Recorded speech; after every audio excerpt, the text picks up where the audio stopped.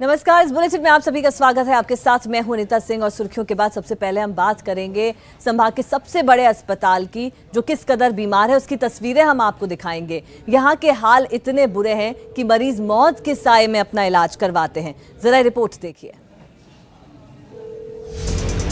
जर्जर अस्पताल।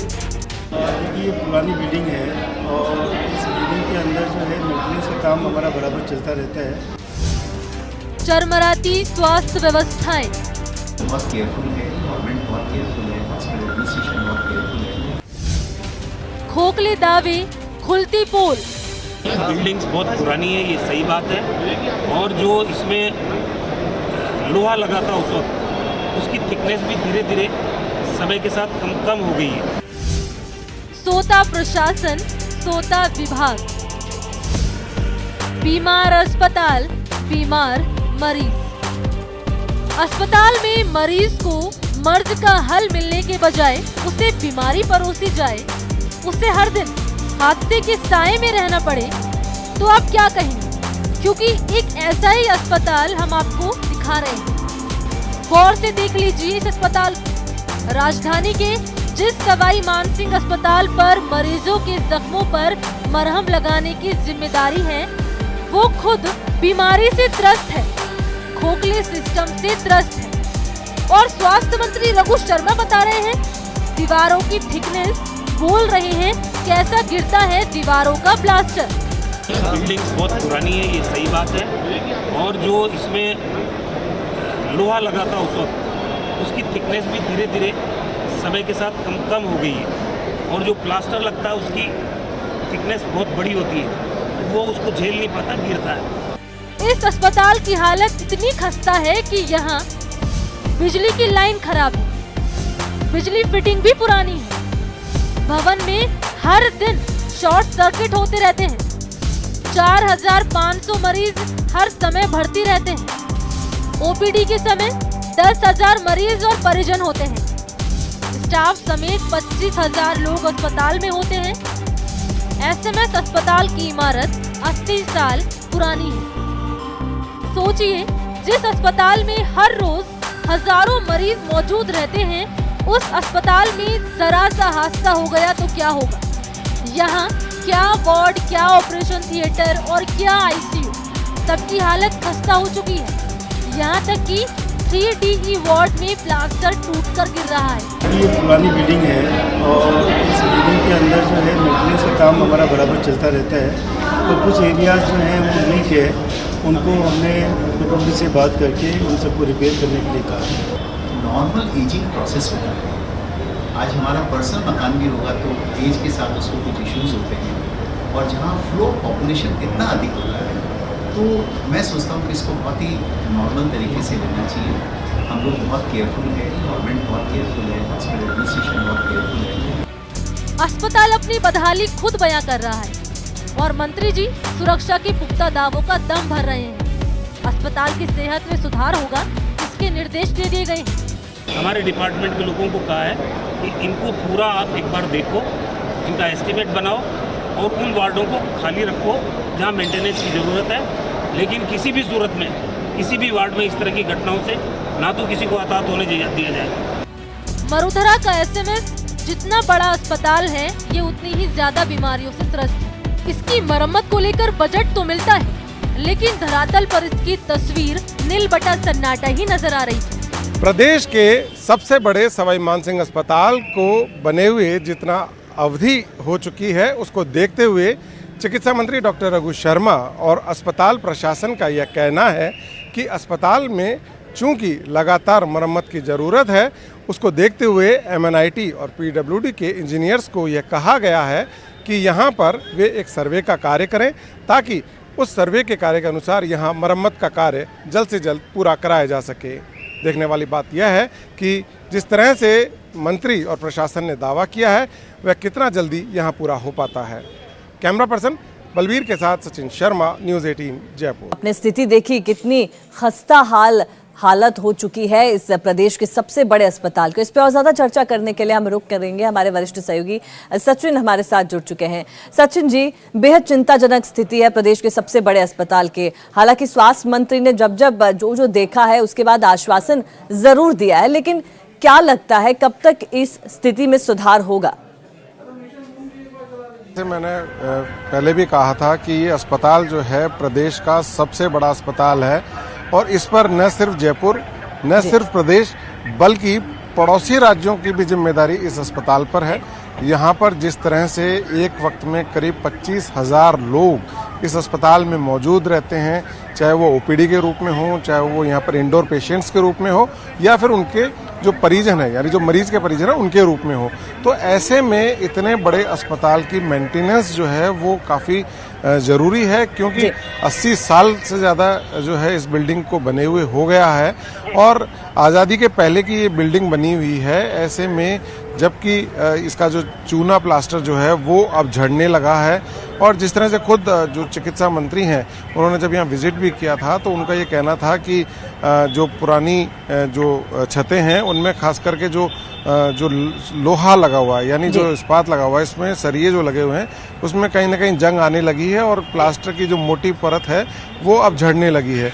ऐसे में सबसे बड़ी बात यह है कि जब इतनी बड़ी संख्या में लोग यहाँ रहते हैं एक वक्त में, तो ये ज़रूरी है कि जो पीडब्ल्यूडी के इंजीनियर्स हैं, चाहे वो एमएनआईटी के इंजीनियर्स हों, वे एक बार पूरी बिल्डिंग का जो है वो इसका मुआयना करें, इसका सर्वे करें और ये देखें कि सबसे ज़्यादा जो चूना प्लास्टर झड़ने की जहाँ शिकायत है, चाहे वो यहाँ पर जिस तरह से आए दिन शॉर्ट सर्किट की शिकायतें यहाँ पर होती हैं और फिर उसके बाद यहाँ आग लगने जैसी घटनाएं होती हैं, तो मरीज़ की जान जो है वो हमेशा सांसत में बनी रहती है। तो ऐसे में ज़रूरी है कि जो इंजीनियर्स की टीम है वो पूरे अस्पताल का एक बार सर्वे करे और देखे कि कहाँ जो है छतों से नुकसान होने की संभावना है, कहाँ प्लास्टर गिर सकता है, कहाँ जो है लाइनें पुरानी हो चुकी हैं, डैमेज हो चुकी हैं, उनमें किस तरह से जो है एक बदलाव की ज़रूरत है, उसका एक एस्टिमेट तैयार होना चाहिए। सचिन जी, अगर ये देखा जाए तो ये 80 साल पुरानी ये बिल्डिंग है और हर बार कोई ना कोई ऐसी दुर्घटना जरूर वहां पर होती है जिससे ये पता चलता है कि इस अस्पताल के क्या कुछ हालात हैं। तो क्या कहें, क्या बजट की कमी है या फिर सरकार की उदासीनता इसका सबसे बड़ा कारण है?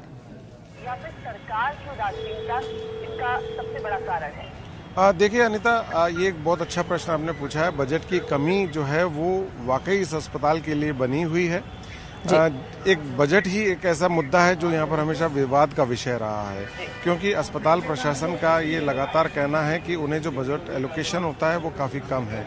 वहीं दूसरी ओर जो चिकित्सा शिक्षा विभाग है, यानी जो विभाग को बजट एलोकेट होता है राज्य सरकार की ओर से, वित्त विभाग की ओर से मेडिकल एजुकेशन सेक्टर में, तो उसमें उनका ये कहना है कि उन्हें पिछले साल जिस तरह से 1.5 करोड़ रुपया मिला था और यह 1.5 करोड़ रुपया सवाई मानसिंह मेडिकल कॉलेज को मिलता है, न कि सवाई मानसिंह अस्पताल को। तो ऐसे में सवाई मानसिंह मेडिकल कॉलेज में चूंकि 7 अटैच्ड हॉस्पिटल्स हैं, तो यह बजट जो है उन 7 अस्पतालों में उनको एलोकेट करना होता है। तो ऐसे में ये ज़रूरी है कि जो सवाई मानसिंह अस्पताल है, जहाँ पर कि मरीजों की संख्या सर्वाधिक है, वहाँ पर इसके लिए अगर अलग से भी बजट का प्रावधान करना पड़े तो वो करना चाहिए, ताकि ये जो इस तरह की दलीलें हैं कि 1.5 करोड़ रुपया अगर पिछले साल आया था। जी सचिन जी, वाकई में बहुत ज्यादा जरूरत है इस अस्पताल के बारे में सोचने की, क्योंकि प्रदेश का सबसे बड़ा अस्पताल है और इसके जर्जर हालात हैं। किस तरह मरीज जो हैं यहाँ पर पहुंच रहे हैं और मौत के साए में अपना इलाज करा रहे हैं। बहुत शुक्रिया आपका हमसे बातचीत करने के लिए। और चलिए बात यहाँ पर अगली खबर की करेंगे। जयपुर से बड़ी खबर मिल रही है। एसीबी ने ट्रैप किया है, एसआई को यहाँ पर ट्रैप किया गया। ब्रह्मपुरी थाने के एसआई हैं जिसे ट्रैप किया गया है। 1 लाख रुपए की रिश्वत लेते हुए ट्रैप। एसीबी के अधिकारी फिलहाल घूसखोर एसआई से पूछताछ कर रहे हैं। और चलिए इस पर और ज्यादा बातचीत के लिए रुख करते हैं। संवाददाता राकेश गुसाई हमारे साथ जुड़ चुके हैं। जी राकेश, इस पर आपके पास और क्या कुछ अपडेट है? 1 लाख रुपए की रिश्वत लेते हुए इस एसआई को गिरफ्तार किया है। देखिए अनिता, डिमांड 2 लाख रुपए की थी, पर पीड़ित के साथ में जिस प्रकार से ये लोग हरेस कर रहे थे, उसके बाद में कहीं ना कहीं कंसीडर हो पाए 1 लाख के ऊपर। शुक्र लाल सब इंस्पेक्टर है ब्रह्मपुरी थाने के अंदर, उसके साथ में उसका दलाल कैलाश के साथ में, जिन्हें दोनों को ही एसीबी के अधिकारियों ने गिरफ्तार कर लिया है। इसके अलावा एक फर्जी मुकदमे में जिसके अंदर परिवादी जो है, एसीबी का जो परिवादी है, उसका कोई विवरण उसके अंदर नहीं है। उसके बाद में भी परिवादी को जबरदस्ती उस पूरे मुकदमे के अंदर फंसाने के नाम पर उसको बार बार धमकाया जा रहा था और कहा था कि अगर तुम्हें मुकदमे से बाहर निकालना है तो 2 लाख रुपए देने पड़ेंगे, वो भी थाने में। यही कारण रहा कि परिवादी ने जब एसीबी के अधिकारियों से संपर्क साधा तो एसीबी के अधिकारियों ने उन्हें 1 लाख रुपए देने की बात की और जिसके बाद में पूरा ट्रैप बुना गया। अभी ट्रांसपोर्ट नगर पुलिया के नीचे सभी एसीबी के अधिकारी और आरोपी सब इंस्पेक्टर छुट्टन लाल और उसका दलाल कैलाश से अभी एसीबी के अधिकारी जो उनकी इन्वेस्टिगेशन होती है वो शुरू कर दी है, पूछताछ शुरू कर दी गई है और कुछ ही देर बाद में इन दोनों दलाल को और सब इंस्पेक्टर को एसीबी मुख्यालय लाया जाएगा, जहां पर आगे की पूछताछ शुरू की जाएगी। जयपुर कमिश्नरेट के अंदर पिछले कई समय से इस प्रकार के कई पुराने सब इंस्पेक्टर और एएसआई जयपुर कमिश्नरेट पर अपने पदों पर स्थापित हैं, जिन्हें समय समय पर नहीं शिफ्टिंग करने के कारण वो कहीं ना कहीं इस तरह का भ्रष्टाचार जयपुर शहर के अंदर करते हैं। यही कारण रहा कि आज एसीबी के अधिकारियों द्वारा सब इंस्पेक्टर को ट्रैप किया गया है।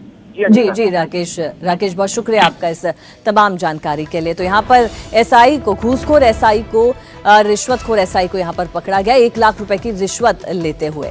चलिए बात यहाँ पर अगली खबर की करेंगे और आपको एक ऐसा वाकया बताएंगे जहाँ पर आप भी सोचने को मजबूर हो जाएंगे, क्या जान से ज्यादा कीमती पैसा है? दूध प्यारा, पैसे के लिए दोस्त को मारा, जिंदगी का मोल हारा, दोस्त को मौत के घाट उतारा, सूद का मौत से हिसाब। पहले दिल दहला देने वाली इन तस्वीरों को देखिए जो सनसनीखेज वारदात की है, जिसके बारे में सुनकर आप सन्न रह जाएंगे, जिसे सुनकर आपके होश फाख्ता हो जाएंगे। आप सोचने को मजबूर हो जाएंगे कि ये हो क्या रहा है। अगर आप सूद पर पैसे का लेन देन करते हैं तो सावधान हो जाइए, क्योंकि ये आपके जान पर भारी पड़ सकती है। जी हाँ, बाड़मेर में ऐसी ही एक वारदात सामने आई है, जहां एक दोस्त ने सूद का हिसाब दोस्त की जान लेकर बराबर किया। पहले दोस्त को शराब पिलाई, फिर दोस्त को मारा पीटा और फिर दोस्त को जला दिया। सनवाड़ा के एक युवक की हत्या का मामला सुलझा तो सबके होश उड़ गए।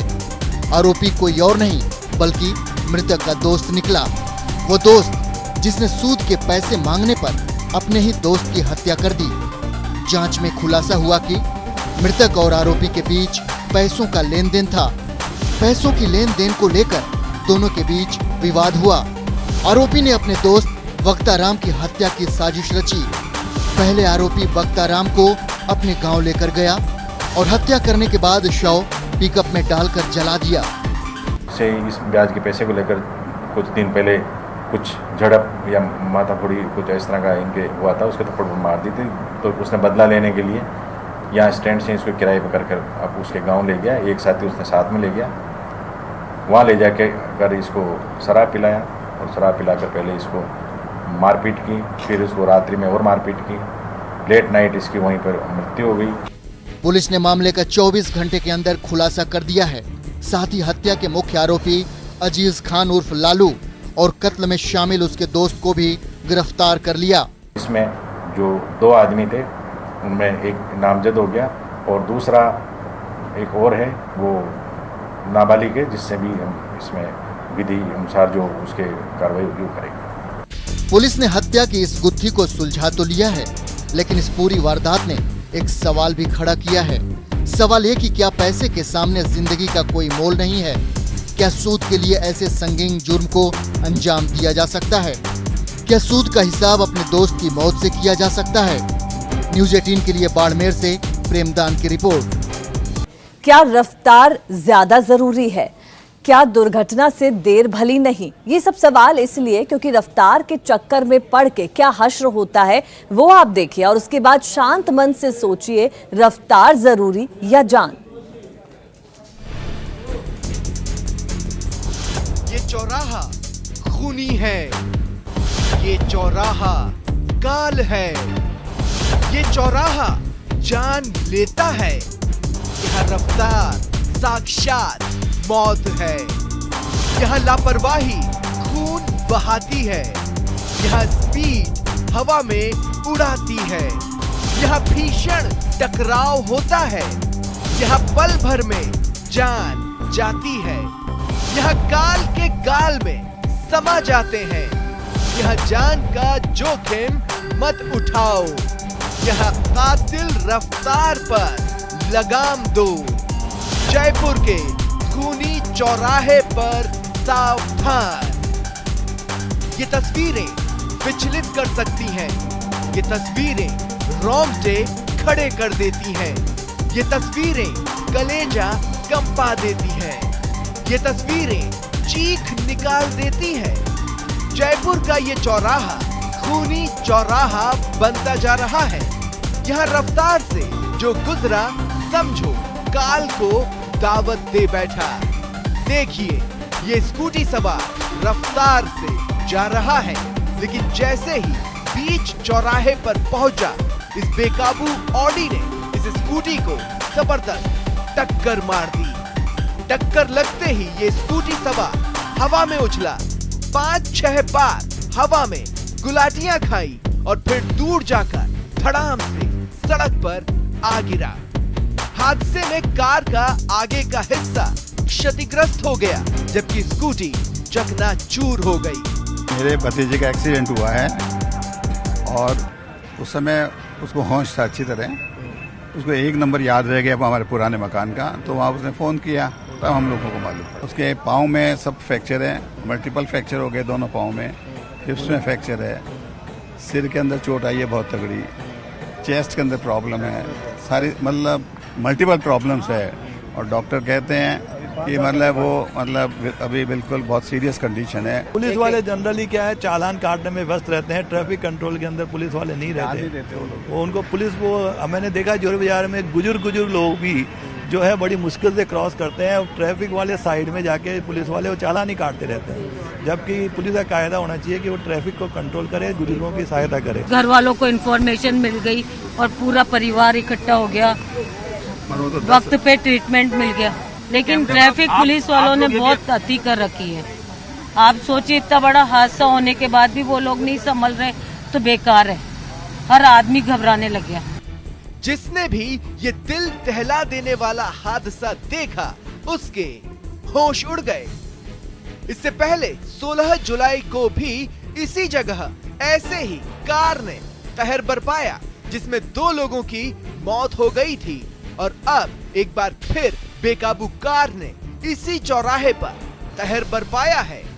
बार बार कहा जाता है कि जल्दी से देर भली, फिर क्यों बार बार ये सबक भूल जाते हैं लोग, और क्यों रफ्तार के चक्कर में काल के गाल में समा जाते हैं लोग। जयपुर से न्यूज़ 18 के लिए सौरभ गृहस्थी की रिपोर्ट। और वहीं आपको बता दें कि इसी चौराहे पर आज से ठीक 3 दिन पहले एक बेहद खौफनाक सड़क हादसा हुआ था, जिसमें 2 भाइयों की जान चली गई थी। हम आपको दिखाते हैं किस तरह से हुआ वो भयानक सड़क हादसा। ये तस्वीरें विचलित, ये देखकर रोंगटे खड़े हो जाएंगे, ये देखकर दिल दहल जाएगा, देखकर कलेजा कांप उठेगा, ये देखकर होश उड़ जाएंगे। एक रफ्तार नहीं, काल है। ये चौराहे पर मौत की चीख है। बेकाबू रफ्तार ने मार डाला। होश उड़ा देने वाली ये तस्वीरें जयपुर के जेडीए सर्किल की है। एक बेकाबू कार का कहर ऐसा बरपा कि 2 लोग काल के गाल में समा गए और 3 लोग गंभीर रूप से घायल हो गए, जो अस्पताल पहुंचाए गए। जिसने भी रफ्तार का ऐसा कातिल कहर देखा, उसकी चीख निकल गई, वो बदहवास हो गया। सड़क पर बिखरा एक एक टुकड़ा बेकाबू रफ्तार की कातिल कहानी को चीख चीख कर बयां कर रहा है। बाइक बर्बाद हो गई, कार के कई हिस्से चकनाचूर हो गए। 2 कैमरों में कैद ये कहर दिल दहला देता है। इस चौराहे पर सब कुछ ठीक ठाक था, लेकिन अगले ही एक पल में चौराहा खूनी चौराहा बन गया। बेकाबू कार ने 2 बाइक और 1 स्कूटी को ऐसी टक्कर मारी कि उन पर बैठे लोग हवा में उड़ते नजर आए और जब जमीन पर गिरे तो फिर उठ नहीं पाए। 2 सगे भाई मौत की नींद सो गए और उनके परिजन पीछे से उन्हें पुकारते पुकारते बदहवास हो गए। कार चालक को पुलिस ने पकड़ लिया और आगे की कार्रवाई कर रही है, लेकिन सवाल यही है, आखिर क्यों रफ्तार के आवेश में आकर जान गवा बैठते हैं लोग और क्यों कातिल रफ्तार पर ब्रेक नहीं लगाते लोग। जयपुर से न्यूज़ 18 के लिए राकेश गुसाई की रिपोर्ट। आपने देखा कि कितनी भयावह हो सकती है रफ्तार, इससे आप सभी को सतर्क रहना बहुत जरूरी है। इस बुलेटिन में इतना ही, दीजिए इजाजत और आप देखते रहिए न्यूज़ 18 राजस्थान।